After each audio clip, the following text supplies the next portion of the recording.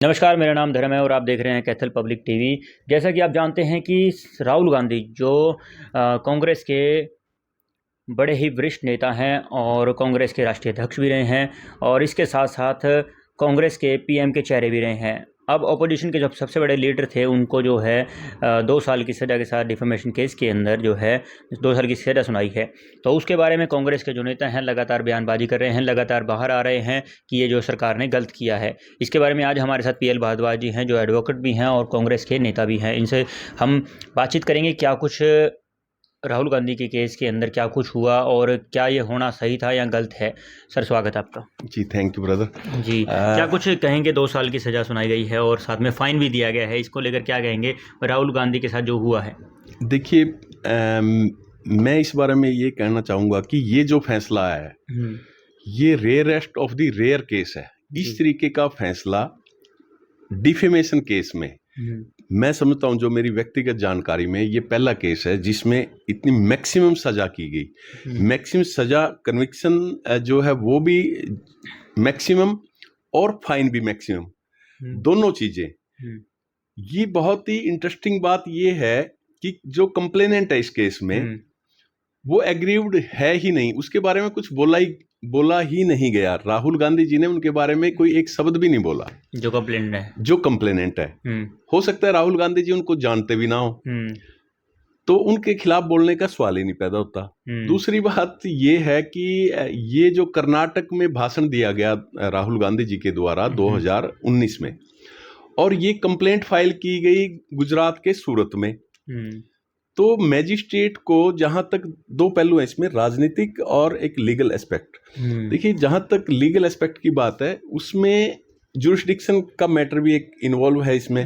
Magistrate को देखना चाहिए था कि क्या ये जुरिस्डिक्शन वहां बनती भी है या नहीं, मतलब अदर स्टेट की है जी। अगर ये अदर स्टेट का है तो क्या प्रोविजन, जो प्रक्रिया है उसमें सेक्शन 202 में ये देखना होता है कि या तो मैजिस्ट्रेट खुद इन्वेस्टिगेट करे केस को या पुलिस से इन्वेस्टिगेशन करवाए। इन दोनों में से कुछ जो है मैजिस्ट्रेट ने नहीं करवाया, ठीक है, नहीं करवाया। उसके बाद जो है कंप्लेनेंट जो है वो हाई कोर्ट जाते हैं सन 2022 में, पिछले साल, कि जी मेरे केस की, मेरी कंप्लेंट केस की प्रोसीडिंग्स स्टे कर दें, तो वो कर दी गई। अब 2022 में फरवरी में फिर वो हाई कोर्ट जाता है कि जी जो है मेरे जो प्रोसीडिंग स्टे करी थी उनको स्टे कर दें, वैकेट कर दें, स्टे वैकेट कर दें, और प्रोसीडिंग्स जो है इनिशिएट, मैं चाहता हूं कि इनिशिएट हों प्रोसीडिंग्स इस केस में। तो वो वैकेट भी हो गया। अब 1 महीने के अंदर, उस दौरान वो कब गए हाई कोर्ट में? जब मैजिस्ट्रेट की ट्रांसफर हो गई। मैजिस्ट्रेट जो ट्रायल कोर्ट थी उनकी ट्रांसफर हो गई, तुरंत बाद वो कंप्लेनेंट हाई कोर्ट जाते हैं कि जी अब वैकेट कर दीजिए, अब मैं चाहता हूं कि केस प्रोसीड हो। तो प्रोसीडिंग्स हुई, कितने दिन में हुई? 30 दिन से पहले जो है सारी प्रोसीडिंग्स पूरी कर ली गई और जो है फैसला भी सुना दिया। फैसला आपके सामने है, मैक्सिमम पनिशमेंट जो है वो की गई। अब रही बात उसमें कि उनके पास रेमेडी क्या है। रेमेडी, आप 30 दिन के जो है अंदर जो है अपील फाइल करनी होती है, और अपील फाइल करेंगे भी ड्यूरिंग जो है पेंडेंसी। खैर मैजिस्ट्रेट जो एप्लीकेशन से जो है वो सेंटेंस सस्पेंड भी होगी 30 दिन के लिए, और आगे अपील में वो सेंटेंस सस्पेंड हो भी जाएगी। बट इसमें जो सबसे बड़ा पहलू ये है कि सरकार ने क्या किया, सरकार कितनी जल्दी में है, कितनी, मतलब उनको कितनी होड़ पड़ी हुई है कि 2024 से पहले सफाई चाहती है सरकार। तो कितना इंटरेस्टिंग है कि 24 घंटे से पहले जो 4 बार के जो लोकसभा के सांसद रहे, इंडियन नेशनल कांग्रेस के जो अध्यक्ष रहे, जनरल सेक्रेटरी रहे, एक ऐसे लीडर की जो लाखों वोटों से जीत के आए, उनकी सदस्यता उन्होंने फैसले के तुरंत बाद जो है रद्द कर दी गई। पहले लिखी हुई थी, आपके कहना है? वो सारा कुछ पहले से ही, सारा कुछ ये जो सारा कुछ ये तैयार किया हुआ था, स्क्रिप्ट पहले तैयार थी, सब कुछ पहले से तैयार था। अब इंटरेस्टिंग बात यह है कि ये कोई केस, देखिए, इसमें पहले चुनाव आयोग को भी तो लिखना होगा ना, देखिए सारा कुछ पहले से ही स्क्रिप्ट थी। अब आप जो है ना, इसमें सबसे बड़ी बात ये है कि जो इन्होंने किया कि भाई आप वो तो सदस्यता तो रद्द कर दी, अब आगे का नोटिस भी जो है प्रक्रिया वो शुरू कर दी। भाई ये कोई केस जो है वो तो है नहीं था, कोई हत्या का केस नहीं, क्रिमिनल बलात्कार रिकॉर्ड। का केस नहीं है, कोई ब्राइबरी का केस नहीं है, हम्म। रिश्वत का कोई केस नहीं है, जिसको बोलते हैं मॉरल टर्पिट्यूड का ऐसा कोई केस नहीं था ये। हम्म। एक सामान्य ठीक है डिफेमेशन का की कंप्लेंट थी, वो भी किसी की स्टेट केस नहीं था, मानहानि का था किसी एफआईआर की। दर्ज नहीं थी। बट इसमें जो है ऐसी क्या पड़ी थी मोदी जी को, हम्म। मोदी सरकार को, कि उनकी सदस्यता ही रद्द कर दी। तो मतलब आपका कहना है कि मोदी जी की वजह से अंदर गए हैं?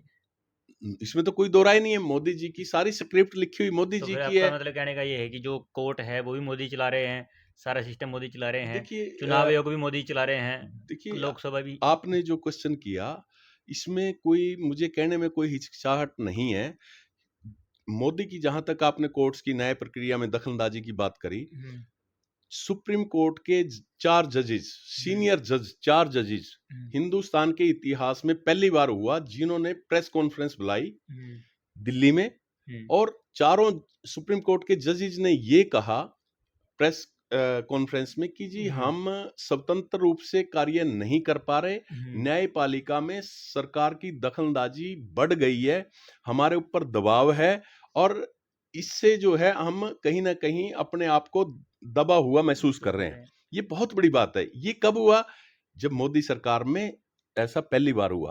हम्म। ऐसे कई उदाहरण हैं, और हमें इसमें कोई गुरेज भी नहीं है। देखिए एक सुप्रीम कोर्ट के चीफ जस्टिस थे, अब जो है कहीं न कहीं न्यायपालिका की जो भूमिका जो है शक के घेरे में कुछ लोगों की वजह से आ जाती है। अब हम्म। उन सुप्रीम कोर्ट के चीफ जस्टिस, अब हम्म। उनको क्या पड़ी थी वही मोदी जी से जो आप राज्यसभा के मेंबर बन गए, हम्म। ठीक है, उन्होंने कुछ फैसले किए अयोध्या को लेके, उन्हीं के ऊपर जो है यौन शोषण के आरोप भी लगे थे। हम्म। अरे भई आप किस ओहदे पे आप रह चीफ चुके हो? जस्टिस आप है।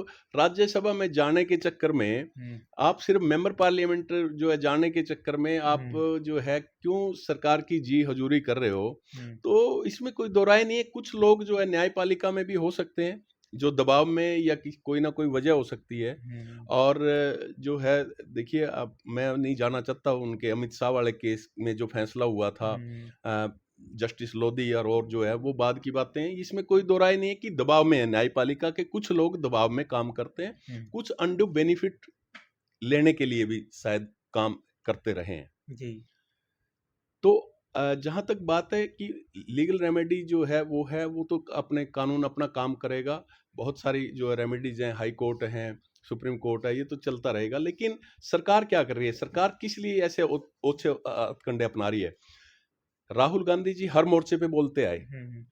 सरकार के खिलाफ, महंगाई के खिलाफ, बेरोजगारी के खिलाफ, जो ये अपना जो ये धर्म और जात पात में जो बांटते हैं उसके खिलाफ, देश की अर्थव्यवस्था के खिलाफ, और जो झूठा ढकोसला करते हैं देशभक्त होने का उसके खिलाफ उनको एक्सपोज करते आए राहुल गांधी जी।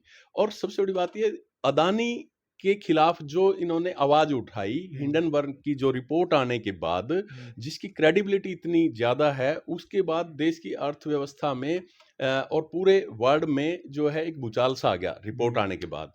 तो राहुल गांधी जी ने जेपीसी की मांग ही तो उठाई थी। हम्म। विपक्ष में हमेशा से उठाते रहे हैं, चाहे कोई भी प्रधानमंत्री रहे, इंदिरा गांधी जी रही, राजीव गांधी जी रहे, इनके अटल बिहारी वाजपेयी जी रहे, विपक्ष हमेशा, कोई भी पार्टी सत्ता में है, विपक्ष आवाज उठाता रहा है जेपीसी की, और गठित भी करते रहे हैं सरकारें।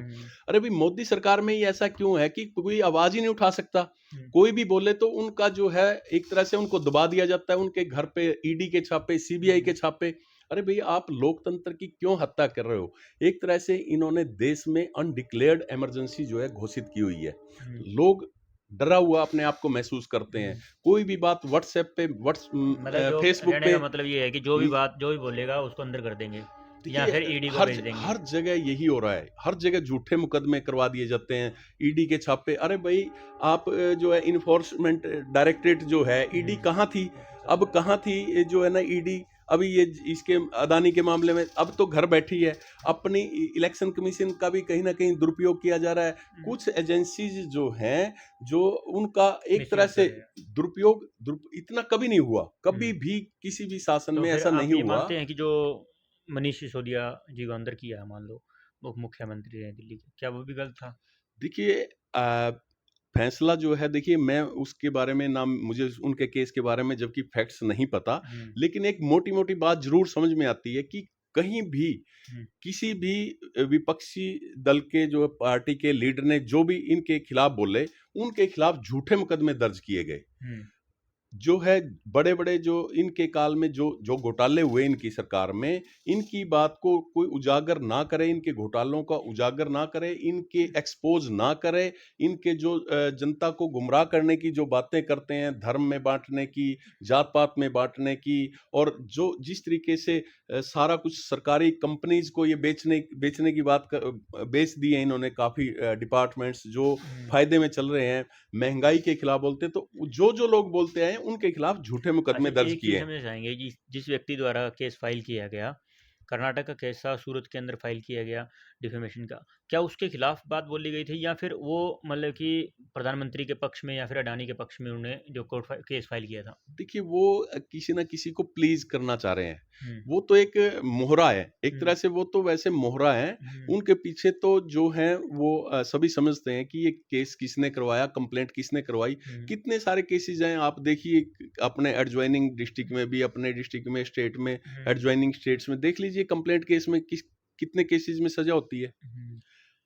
आप देखो समनिंग ही नहीं हो पाती, समनिंग होगी तो कन्विक्शन भी होगी, तो इन केसेस में जो पॉलिटिकल जो वेंडेटा जो रखे हुए हैं लोग, हुँ, जो राजनीतिक दल के मुखिया रहे हैं, हुँ। जो राजनीतिक लोग हैं, उनके खिलाफ इस तरीके के केसेस में मैं इसीलिए कहता हूँ कि ये rarest of the rare case है। मतलब ऐसी बातें चलती रहती हैं पॉलिटिकल में, बयानबाज़ी रूटीन, चलती रहती है। अरे ये तो अनपार्लियामेंट्री लैंग्वेज कितनी यूज करते हैं ये भाजपा के लोग, हुँ, अनपार्लियामेंट्री लैंग्वेज ही यूज करते हैं, ऐसे ऐसे वर्ड्स यूज करते हैं इतने सीनियर लीडर्स के खिलाफ, हुँ, जो भाषा को मैं आपके सामने बोल भी नहीं सकता। हुँ, आप लोग मीडिया के उनके पुराने लेक्चर उठाओगे तो आपको भी उसको कट करना पड़ेगा, उनकी वॉइस को कट करना पड़ेगा, क्योंकि वो पब्लिक में वो भाषा जो है ना, वो शब्द बोल भी नहीं सकते। अच्छा, ये समझना चाहेंगे कि जो राहुल गांधी जी को सज़ा हुई जिस प्रकार से, क्या उससे जो कांग्रेस के जितने कार्यकर्ता हैं या फिर कांग्रेस के अंदर जो लीडरशिप है, उसके जो हौसले जो कम होंगे या इससे ज़्यादा बढ़ेंगे सर? देखिए कांग्रेस का प्रत्येक कार्यकर्ता, हुँ,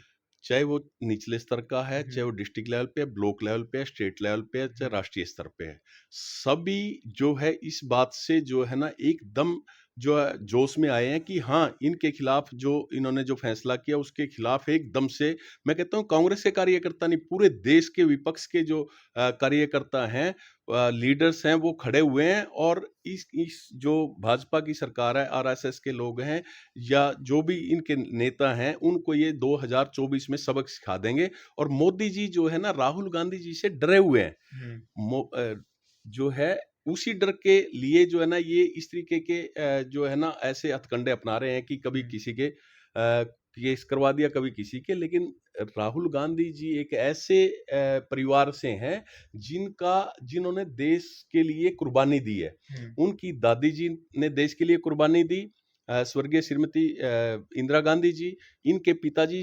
स्वर्गीय श्री राजीव गांधी जी, तत्कालीन प्रधानमंत्री देश के लिए, जिन्होंने अपने जान की जो है बाजी लगा दी। हुँ, और ये थोड़ी डरेंगे इनसे। अरे ये तो जो है तब तक जब तक ये अपने जो है ना, वो कहते हैं ना, चाम के चला रहे हैं, जब तक ये सरकार है, इस हुँ। तरीके के ओछे हथकंडे अपना रहे हैं। और ये बुखला भी गए हैं, क्योंकि देश जो है इनकी साजिशों को समझ चुका है, और ये बुखला चुके हैं। मोदी जी और उनकी सरकार के जो केंद्रीय मंत्री हैं, वो सारे बुखला गए हैं, और इसीलिए इस तरीके के झूठे जो है ये झूठे केस करवा के विपक्षी नेताओं के खिलाफ ऐसी कार्रवाई कर रहे हैं। तो अंतिम में जो अगर कहना चाहेंगे कि क्या जो आने वाले समय में राहुल गांधी ही चेहरा होंगे प्रधानमंत्री का कांग्रेस की तरफ से, और ये जो सरदर्दी है, इससे कब तक बाहर हो सकते हैं? देखिए ये मैं जो है ना, देखो ये कॉम्पिटेंट नहीं हूँ मैं, हुँ, कि कौन जो है प्रधानमंत्री के जो कौन होंगे, लेकिन ये तो सारा पार्टी के सीनियर लीडर्स तय करेंगे। हुँ, पार्टी के बहुत एआईसीसी में जो भी जनरल सेक्रेटरीज हैं, जो भी हुँ, सीडब्ल्यूसी में हैं, हुँ, या और ये तो तय करेंगे, उन लोगों का काम है। हम तो एक छोटे से कार्यकर्ता हैं, और हम तो अपनी बात कह सकते हैं कि अब जो है माहौल हरियाणा में, प्रदेश में, और पूरे देश में जो है इन बीजेपी के खिलाफ है, और कांग्रेस के फेवर में है। जी। तो राहुल गांधी जी इस केस से कब तक बाहर निकल सकते देखिए ये सामान्य सी प्रक्रिया, अपील हो जाएगी, सेंटेंस जो है सस्पेंड हो जाएगी, हैं? हुँ, केस अपील चले गए, उसके हमें पता है कि उसमें एक्विटल हो जाएगी इनको। बाइज्जत ये बरी हो जाएंगे। कोई ऐसा सीरियस केस नहीं है, ये तो किन परिस्थितियों में, किन सर्कमस्टांसिस में क्या मैजिस्ट्रेट ने फैसला हुआ, ये तो सारी बातें हम फैसला पढ़ेंगे फिर क्या देखेंगे। स्ट्रॉन्ग वकील नहीं रखा गया राहुल गांधी की तरफ से? देखिए, ऐसा नहीं हो सकता। अपना पक्ष ज़रूर जो है वो ठीक से रखा गया है, और कहीं न कहीं लीगल एस्पेक्ट में देखो, पूरा फैसला पढ़ने के बाद बाकी तो चीज़ें बाद में आएँगी। हम्म। लेकिन ऐसा नहीं है, ये तो कुछ केस को ही किस तरीके से मैनिपुलेट किया गया, ये बातें ज़्यादा देखने की हैं जी, इसमें। मतलब आप लोगों का सीधा तौर पर ये कहना है कि जो जज बैठे हुए हैं वो मोदी जी के कहने पे करते हैं सब कुछ? नहीं, देखिए, मैं ऐसा तो नहीं है कि सारा कुछ मोदी जी के जो न्यायपालिका ही एक ऐसी है हम्म। जहाँ पे जनता का लोकतंत्र, जहाँ पे जिनकी वजह से जो है बची हुई है। हम्म।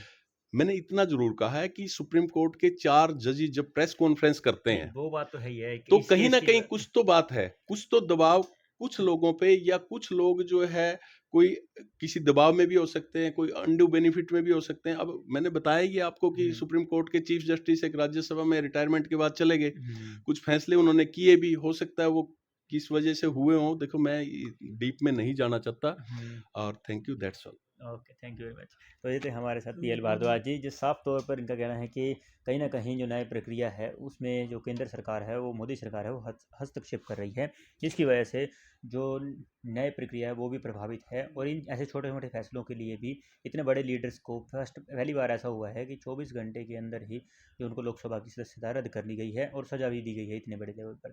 फिलहाल देखने वाली बात ये होगी कि आने वाले समय में कांग्रेस पार्टी इस प्रकार के हथकंडों से किस प्रकार से बचेगी जो पीएल भारद्वाज जी कह रहे हैं, और आने वाले समय के अंदर क्या कांग्रेस पार्टी इस प्रकार के फैसले से मजबूत होती है और 2024 के लिए कितनी तैयार है, ये आने वाला समय ही बताएगा।